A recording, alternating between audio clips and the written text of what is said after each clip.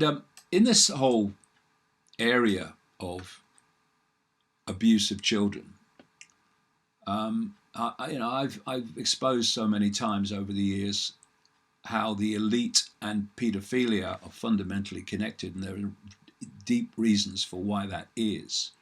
But one of the things, again, I've been pointing out for a long time, is that they want to normalize paedophilia. They want to make it acceptable. And here's a story. Parents shocked as UK schools teach 6 to 10-year-olds to touch their, quote, private parts in beds and showers.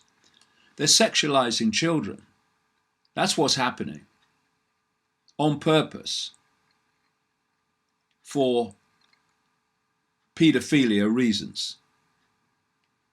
Parents in Britain are outraged after more than 240 primary schools introduced lessons on self-stimulation for children as young as 6 as part of their sex education program.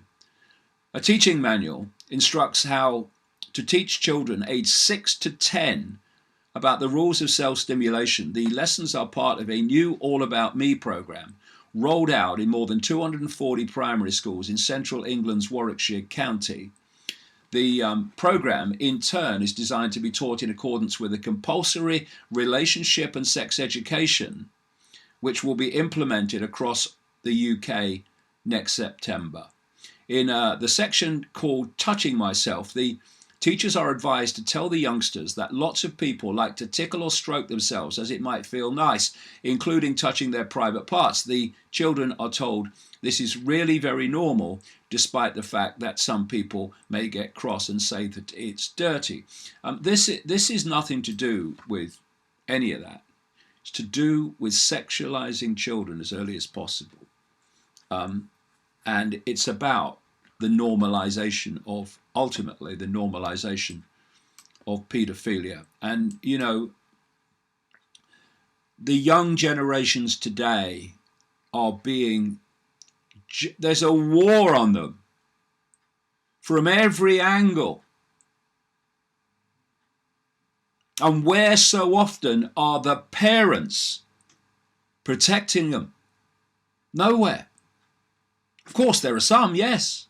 But where are the vast majority? Nowhere. They go out the door in the morning to school. Does anyone ever question what happens to them in that period? Most people no. Some people, yes. So here we have, I mean, this is how ludicrous it gets now. You know, there are so many people, and I'm not knocking all teachers, I'm not knocking all people involved in education, I'm not doing that.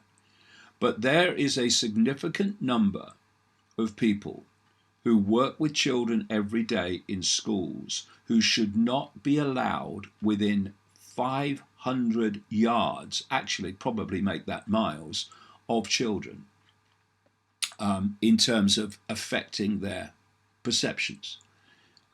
Here we go.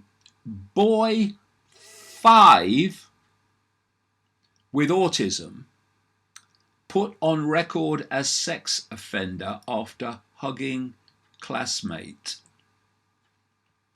A 5-year-old boy with autism was reportedly put on a record as a sex offender after hugging his classmate. Nursery school pupil Nathan was reported for hugging the child, and his parents warned he could be placed on a record for the rest of his life, his family claimed. Nathan, who attends East Ridge Elementary in Chattanooga, Tennessee, was allegedly accused by teachers of overstepping a boundary. See, 5-year-olds hugging 5-year-olds is now becoming a no-no because they want to drive people apart. They don't want people coming together. They want people to be frightened of any intimacy like hugging in fear of the consequences. This is why you now have, thanks to this Me Too movement, which is all elite generated, situations where many men in work, office situations, etc., and any other situation, will not allow themselves to be alone with a woman anymore, a colleague, because they fear the consequences, what might be said, that they tried or whatever, and they have no defense. But you don't need a defense, because once an allegation's made, it must be true, says the heaving mob. And of course, when you look at the Weinsteins of this world and their arrogant imposition of themselves onto women from their position of power in the movie industry, that is utterly disgusting, because Weinstein is disgusting. I mean, it don't take a lot of research to find that out. But this has now been used to play out across society and demonize men in general. And it's driving the sexes apart in many cases. And here we have a situation where a 5-year-old boy apparently hugged a 5-year-old girl. It's now a sexual crime. And so what are parents at that school going to say to their boys now? They're going to say, don't hug anybody. Don't hug a girl. And so the dividing goes on. And of course, the moronic people at the school that administer this and make these decisions, 99% of the time, not 100% of the time, but 99% of the time, have no clue what they're doing and why they're doing it, except that that's what they've been told, or that's how they've interpreted what they've been told in this outrageously ludicrous manner, which takes me on to this story. Orlando, and thank goodness me he was fired. Orlando officer fired after arresting pair of 6-year-olds at school.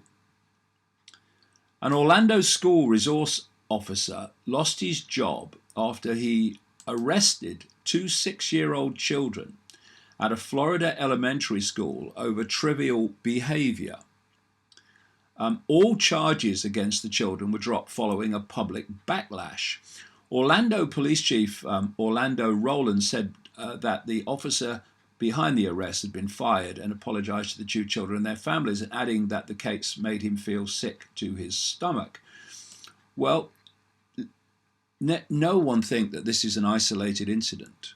And what are police officers and people connected to the police doing in schools? What are they doing there? This is part, again, of the same agenda, which is to get kids from the earliest age used to having fierce control, authority control, uniform control. So it becomes their norm, and they just accept it. That's the idea. Here you have a police chief here who's still clearly of the old school, but they'll go eventually, who has come out and said this is ridiculous. But this is where they're pushing it. The police chief added that he had issued a special notice to the police force to ensure this does not occur in the future. But when he's gone, you watch. The 2 children were taken into custody separately by Officer Dennis Turner. He ought to get a job at that school where they say 5-year-olds hugging each other is a sex crime. He'd be in his element.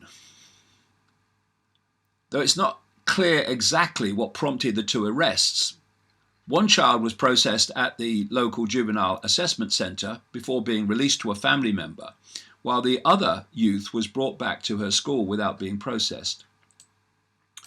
Mary Lynn Kirkland, the second child's grandmother, told a media organisation that the treatment was excessive, saying no 6-year-old child should be able to tell somebody they had handcuffs on them. You handcuff a 6-year-old. Kirkland said she was shocked to receive a call from the luscious, that should be ludicrous by the way, luscious and Emma Nixon Academy, where her granddaughter Kaya attended first grade, informing her of the child's arrest. I said, what do you mean she was arrested? They said there was an incident and she kicked someone and she's being charged and she's on her way. They should have come to my school in the 60s and in the 50s. They wouldn't know where to start.